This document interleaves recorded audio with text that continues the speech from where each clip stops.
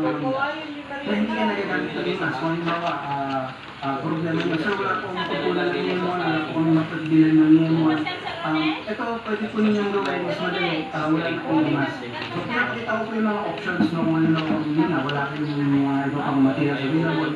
Ano yung iba pang timplahin na makakapagkakil din ng testing. Okay? Kung ito po yung tinatawag natin OHM, kaya ipakita natin sa inyo yung ingredients. Kaya para po sa materials ng oriental nutrient or OHM, nagamit tayo ng ginger, garlic, vinegar, molasses, chopping board, kutsilyo, container, plastic container, at measuring cup. So, ang ratio po nito, for every kilogram ng ginger and ng garlic, ginger, 1 kilo ng garlic, 400 grams ng molasses o ng sugar, and then 2.4 liters ng vinegar. Okay? Ulitin natin. 1 kilo, 400 grams, 2.4. Okay? So yun yung formula na ating OHM. Ang una po natin gagawin ay chop-chop. Then, i-slice and dice natin itong ginger and garlic natin. Bali, ayan po yung isang procedure natin. Kailangan balatan yung luya muna. Ngayon saka po siya i-slice. Yun ang garlic. Ayan, diretso na po hiwa. Pabalatan pa rin pero yung upper layer lang. Hindi mo sariling balatan na kapit. Kasama natin si Mr. Jason. Si Jason. And si Miss Eunice. Yung ating mga organic agriculture dito sa farm. Kaya guys, tapos na yung first procedure natin na i-atin o i-slice yung ating ginger and garlic. Ang susunod po natin ay ilalagay na yung ginger and garlic doon sa ating plastic container. So, yun nga pala, yung timbang ng ating ingredients ay 250 grams para sa garlic and 250 grams din sa luya. Ito natin si Jason sa paggagawa ng OHM.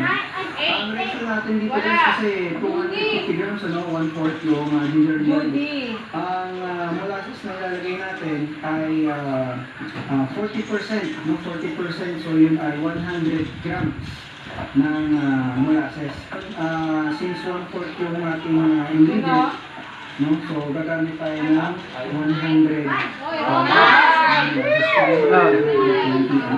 Since wala tayong timbangan, magbabasa naman tayo dito sa ating heater. So, yung unang linya po niya yung 100. So, lalakas lang natin din ng konti. Anyway, ang ating po tinitimpla dito ay organic concoctions. Sa organic po kasi, wala tayong overdose. So, kahit yan po ay maging 1 kilo pa, tumakot sa 200 or 400, wala pong problema. Kaya medyo pansin nyo, lumampas po ng konti para nasa 150 na po yan. Okay lang mo yun, wala akong problema. Hindi po yung kaso, hindi siya nasisira. Okay lang mo yun. Ayun. So, isasali na po natin yung molasses doon sa chopped garlic and ginger.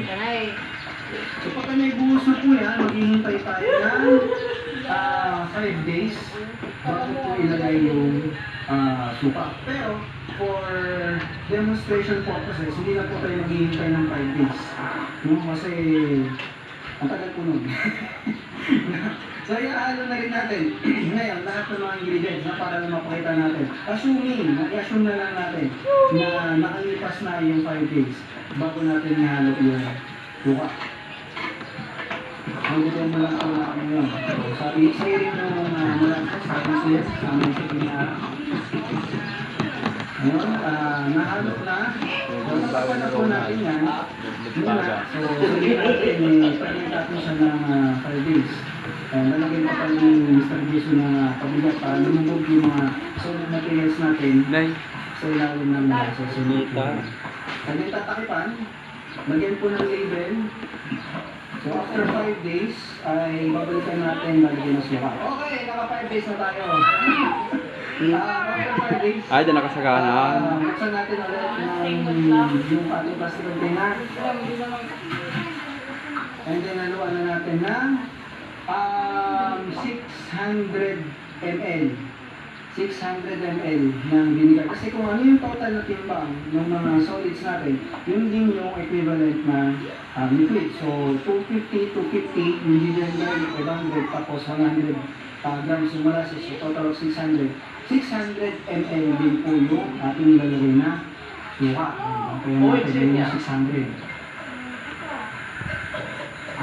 400, 500, 600. Okay.